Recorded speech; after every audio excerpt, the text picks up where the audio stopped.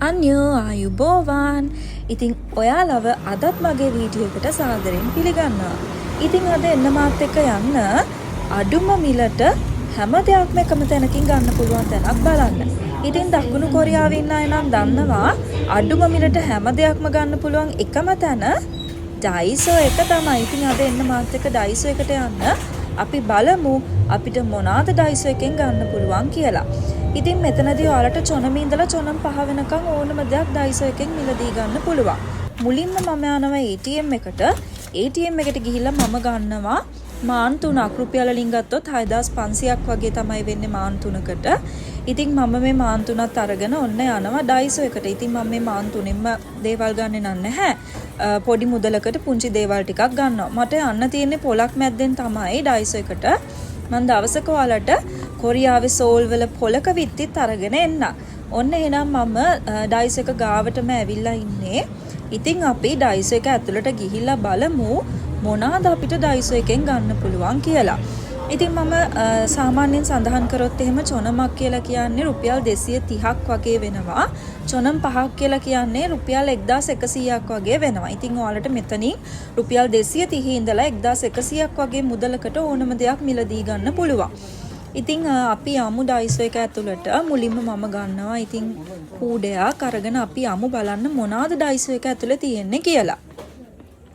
ඉතින් ඔන්න පේනවද මේ තියෙන ෆේස් මාස්ක්.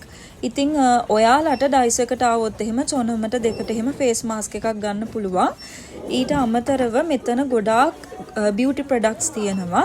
ඉතින් මම මේ පෙන්නන පර්ෆියුම් එක මේක හරිම සුවඳයි.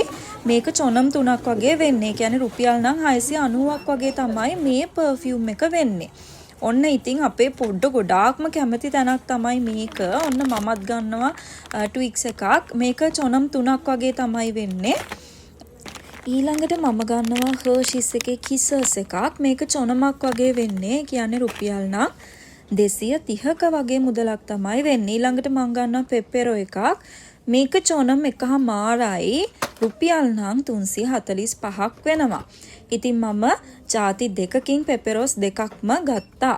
ඉතින් මේක හරිම රසයි. ඊට පස්සේ මෙන්න මේ කුකී එක. මේක අපේ ලංකාවේ ක්‍රිස්කෝ එක වගේ චොනම් දෙකක් මේ සෙට් එකම චොනම් 3ක් වගේ වෙන්නේ. ඉතින් මම ඒකට හරිම ආසයි. මං ඉතින් ඒ ආසාව නිසා එක එකකුත් ගත්තා. ඊට පස්සේ මේ එඩියා එකේ මෙන්න මේ හේසල්නට් කොෆි එක හරිම රසයි. මම හරිම ආසයි. ඒක චොනම් 3ක් වගේ තමයි වෙන්නේ. ඊට පස්සේ ඔන්න ලංකාවේ රසට කැමති අය ඉන්නවා නම් මෙන්න මේ කොෆි මික්ස් එකත් හොඳයි. මේකත් හරිම රසයි. ඊට පස්සේ ඔන්න ඔයාලට පේනවා නේද මෙතන තියෙන ස්ටේෂනරීස්. ඉතින් ආයෙම ඉස්කෝලේ යන්න ආස හිතෙන තරමේ එක එක වර්ගයේ ඒවා තියෙනවා. හරිම ලස්සනයි. ඒ වගේම තමයි ලොකු මුදලකුත් නැහැ. චොනමක් වගේ තමයි වෙන්නේ. රුපියල් 230ක් වගේ. ඉතින් මේ පර්ස් එක හරිම ලස්සනයි. මම හැමදාම ඒක අල්ලලා බලලා ආයෙම තියලා යනවා. ඉතින් මේක චොනම් දෙකක් වගේ තමයි වෙන්නේ. ඉතින් ඒවා හරිම ලස්සනයි. පේනවද මේ පාට කූරු පාට පැන්සල් ඊට පස්සේ පැටික්නම් ඒ වගේ චිත්‍ර අඳින්න ඕන දේවල් තමයි මෙතන ගොඩාක්ම තියෙන්නේ. ඉතින් ඒ වගේ කෝණෙකුත් තියෙනවා. ඉතින් චිත්‍ර අඳින්න එහෙම කැමති අයට මෙතන හරිම ලස්සනයි. මේ බලන්න මේ පැන්සල් සෙට් එක 50ක් තියෙනවා චොනම් 5යි. ඉතින් මේ පොත් තියෙනවා. පොතුත් හරිම ලාභයි. එක එක විදිහේ පොත් තියෙනවා. චොනම් දෙකක් චොනමක් වගේ දුන්නාම ගන්න පුළුවන්. ඊට පස්සේ ඔන්න බලන්නකො මේ ප්ලෑනර්ස්, හෙල්ත් ප්ලෑනර්ස්, ට්‍රැවල් ප්ලෑනර්ස්, හැපි පව් ඩයරීස්, මනි ට්‍රැකර්ස්, ඩයට් ප්ලෑනර්ස්, ඊට පස්සේ ට්‍රැවල් ප්ලෑනර්ස්, ස්ටඩි ප්ලෑනර්ස්, ලැන්ග්වේජ් ස්ටඩීස්, ඊට පස්සේ බියුටි ප්ලෑනර්ස්. ඔන්න ඔය විදිහට චොනමට දෙකට එක එක විදිහේ ප්ලෑනර්ස් තියෙනවා. මේකත් හරිම ක්‍රියේටිව් දෙයක්. ඒකත් හරිම ලස්සනයි.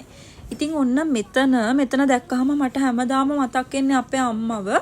මම සමහරලාට වීඩියෝ කෝල්ස් පව අරගෙන පෙන්නනවා. මෙතන අපේ අම්මව තමයි මට හැමතිස්සෙම මෙතනට ආවම මතක් වෙන්නේ. පෝසිලෙන් බඩු තියෙනවා. ඉතින් චොනමට දෙකට හරි ලස්සන හරිම ලස්සන ඒවා ගන්න පුළුවන්. ඉතින් මෙතනට ආවොත් එහෙම එක එක විදිහේ පෝසිලෙන් බඩු තියෙනවා. කෝප පිඟන් මෙන්න මේකත් හරිම ලස්සනයි.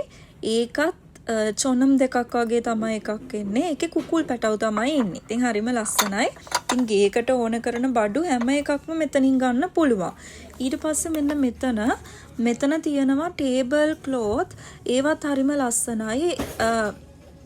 මේක එහෙම හරිම ලස්සනයි. චොනම් 3ක් වගේ වෙන්නේ. ටේබල් එකකට එහෙම දැම්මම හරිම ලස්සනට ඇති කියලා ඉතින් මට හිතුණා. ඊට පස්සේ ඔන්න ඒප්‍රන් තියෙනවා.